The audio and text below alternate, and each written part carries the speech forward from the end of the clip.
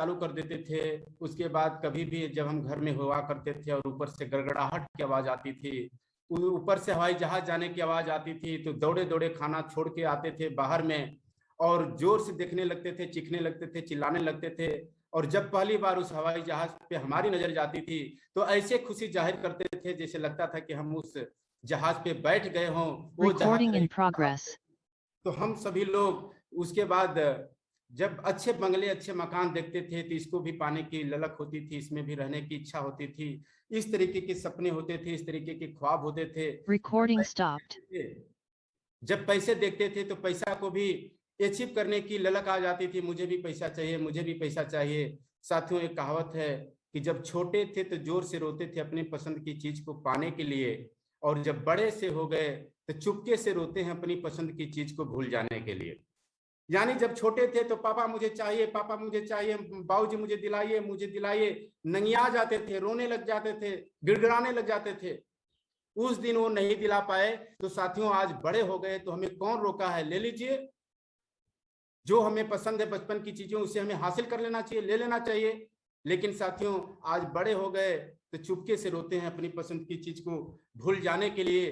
तो साथियों ये हमारे हम सभी लोग अपने अपने बचपन में इन सभी चीजों को पाने का सपना बनाए थे, इच्छा रखे थे, लेकिन ये सारी इच्छाएं अब तक पूरी नहीं हुई। अब जवान हो गए, उम्र दराज हो गए, बड़े भी हो गए, 40-45 में भी बहुत सारे लोग पहुंच गए, लेकिन फिर भी इसके भी आसपास भी नहीं पहुंचे हुए हैं। इसके पीछे कारण क्या है कि जब हम होते गए, जब हम बड़े होते गए तो हमारे रास्तों का चुनाव अलग अलग होता चला गया। हम उन सारे रास्तों को पकड़ते गए जिस रास्ते में इन सारी चीजों को दिलाने की कैपेसिटी ही नहीं थी। इच्छा तो थी कि मेरे को चाहिए, वो चाहिए, बंगला, गाड़ी, पैसा होना चाहिए, लेकिन ज्यों ज्यों बड़े होते गए हमारे रास्ते अलग अलग होते चले गए। हम लोग क्या क्या रास्ते पकड़े, आइए देखते हैं। जब बड़े हुए तो हम खेती के रास्ते पकड़ लिए। अधिकतर लोग खेती के रास्ते पकड़ लेते हैं। हमारे देश में 70% से ऊपर लोग किसान परिवार से बिलोंग करते हैं। जब बड़े होते हैं तो हम अपनी विरासत को संभाल लेते हैं और खेती करना चालू कर देते हैं। तो खेती की साथियों उपज देने की एक सीमित कैपेसिटी होती है, एक दायरा होता है। चाहे कितना भी ताकत लगा लें, चाहे कितना भी एनर्जी ऊर्जा लगा लें, इसको देने की एक सीमा होती है। यदि 1 बीघे में 40 मन धान पैदा होता है तो चाहे कितना भी ताकत लगाइए, 8 घंटे के बजाय 12 घंटे काम करिए, एक एक घास को सो के निकाल दीजिए, खाद पानी मजे से टाइम पर दीजिए, सब चीज लगा दीजिए, वो 40, 42, 50 में ही सिमट कर रह जाएगा। कभी भी उसकी उपज 100, 200, 500 गुना होने वाली नहीं है। जब ये सीमित दायरे में देने वाली इनकम है तो फिर हमारे सपने कैसे पूरे होंगे? इसके बाद बहुत सारे लोगों का चुनाव हो जाता है सरकारी नौकरी। सरकारी नौकरी के क्षेत्र में भी हम चले जाते हैं, यह भी हमारे जीवन का एक रास्ता बन जाता है। और इस रास्ते को जब पकड़ते हैं तो यहाँ भी शुरू में उत्साहित होते हैं, लेकिन एक जगह पे जाकर के यहाँ भी रुक जाते हैं। वहां भी इनकम एक सीमित दायरे में सिमटने लग जाती है। वहां भी 40,000, 50,000 जो भी फिक्स हो जाती है, उसी में हम सिमट जाते हैं। रोज 8 घंटे की ड्यूटी देते हैं, मन से देते हैं, लेकिन धीरे धीरे जब जान जाते हैं कि हमारे उतना ही फिक्स है, चाहे मन से दे करें नौकरी, चाहे बेमन से करें, चाहे 8 घंटा करें, चाहे 6 घंटा करें, इसलिए हम लोग लापरवाह होने लग जाते हैं, फिर खाना पूर्ति करने लग जाते हैं। इस तरीके को भी अपना करके अपने ड्रीम पूरे नहीं होते, अधूरे रह जाते हैं और हम वहीं पे रुके रह जाते हैं, जीवन को काटते हैं, गाड़ी को आगे बढ़ा रहे होते हैं। साथ ही यह भी सीमित आय है, सीमित आय में रुक जाती है। उसके बाद हमारे बीच में आता है प्राइवेट जॉब। प्राइवेट जॉब हम पकड़ लेते हैं। प्राइवेट जॉब भी 15,000 से लेके 20,000, 25,000, 30,000 पे हम फिक्स हो जाते हैं। 8 घंटा, 10 घंटा, 12 घंटा की लगातार ड्यूटी देते हैं तो हमें 10-12,000, 25,000 महीने की इनकम मिलती है और इससे भी जिंदगी कट रहा होता है। जो बचपन के सपने देखते हैं वो कभी भी पूरे नहीं होते और यहाँ पर भी हमारे जीवन को काटने के लिए बस गाड़ी आगे बढ़ रही होती है और यहाँ भी सीमित आय हो जाती है। और साथियों नेक्स्ट है हमारा छोटा मोटा बिजनेस। यदि हम छोटे मोटे बिजनेस में चले जाते हैं तो वहां भी एक निश्चित दायरे में सिमट करके रह जाते हैं। वो भी बहुत कुछ देने की ताकत नहीं रखता है। 10,000, 20,000, 25,000 रोजी रोटी ही चला सकता है। वहां पे हम जाकर के रुक जाते हैं। तो साथियों यह 4 रास्तों का चुनाव हम लोग अधिकतर करते हैं। 90-99% लोग इन 4 तरीके के रास्तों में से कोई न कोई एक रास्ते का चुनाव हम लोग करते हैं। लेकिन हमारे बचपन के ख्वाब, हमारे जो चाहत थी, जो तमन्ना थी, इन रास्तों पे चल करके पूरे नहीं होते हैं। उसके बाद मन में ख्याल आता है कि हमारी भाग्य की रेखाएं लग रहा है सही नहीं है, हमारी भाग्य रेखाएं सही नहीं है। हम जाते हैं बाबा जी के यहाँ, बाबा जी के यहाँ दिखाते हैं, बाबा जी देखिए हमारे भाग्य की रेखाएं सही नहीं है, जीवन में मजा नहीं आ रहा है, कुछ बड़ा नहीं हो रहा है, बंगला गाड़ी कार नहीं आ रही है, और बाबा जी भी हमें काहे को नाराज करें। बाबा जी देख करके बोलते हैं, अरे बेटा बस बस, तुम्हारे हाथ की रेखाएं तो जल्दी से मिलने वाली है, तुम्हारे घर में लक्ष्मी का डायरेक्ट वास होने वाला है, लक्ष्मी पैर तोड़कर तुम्हारे घर में बैठने वाली है। और हम खुश हो जाते हैं, 10-20-50 हजार रुपया, 10-20-50 रुपया उनको दे देते हैं और चले आ जाते हैं कि अब जीवन बदलेगा। कुछ दिन के बाद जीवन नहीं बदलता, इस रास्ते पर चल रहे होते हैं। जब कुछ दिन के बाद जीवन नहीं बदलता तो हम लोग कुछ और तरीका अपनाते हैं, किसी मंदिर में जाते हैं, किसी मस्जिद में जाते हैं, मन्नत मान देते हैं कि बाबा जी भगवान जी, मुझे अब आप अमीर बनने का नुस्खा दीजिए, मेरे जीवन में चमत्कार करिए, मैं बहुत तंग आ गया हूँ, परेशान आ गया हूँ। लड्डू भी 1 किलो लेके जाते हैं, लड्डू भी चढ़ा देते हैं और आगे भी मिन्नत मानते हैं कि यदि आपने ये मेरे जीवन में किया तो हम आपको चादर चढ़ा देंगे अगली बार। और बाबा जी अंदर अंदर मुस्कुरा करके, भगवान जी भी खुश हो रहे होते हैं कि बेवकूफ, तू मुझे बेवकूफ समझ रहा है, हाँ 1 किलो लड्डू मेरे नाम पे खरीदता है, थोड़ा सा मुझको देता है और ले जाके खुद खा जाता है और कहते बाबा जी के नाम पे लड्डू खरीदा हूं। चादर का तुम लालच देते हो।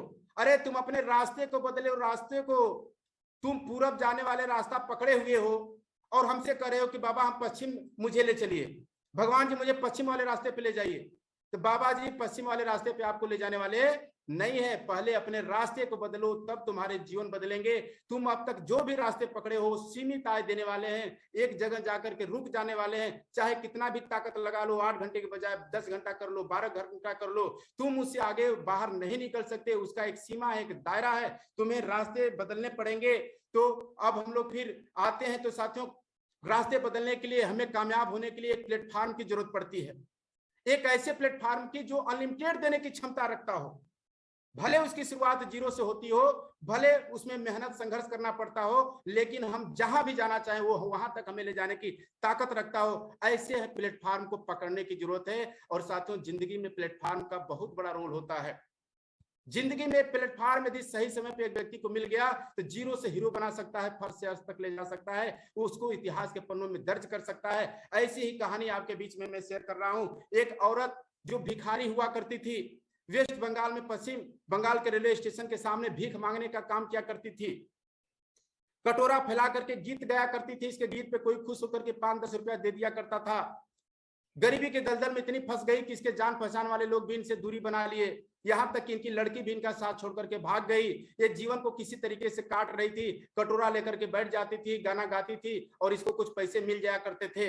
इससे इसका रोजी रोटी चल रहा था, दिनचर्या चल रहा था। लेकिन एक समय हुआ क्या कि एक लड़का इनकी आवाज को रिकॉर्ड करके ग्रुप में डाल दिया और वो आवाज, वो गाना वायरल हो गया। और वायरल होते होते वो बॉलीवुड तक पहुंच गया।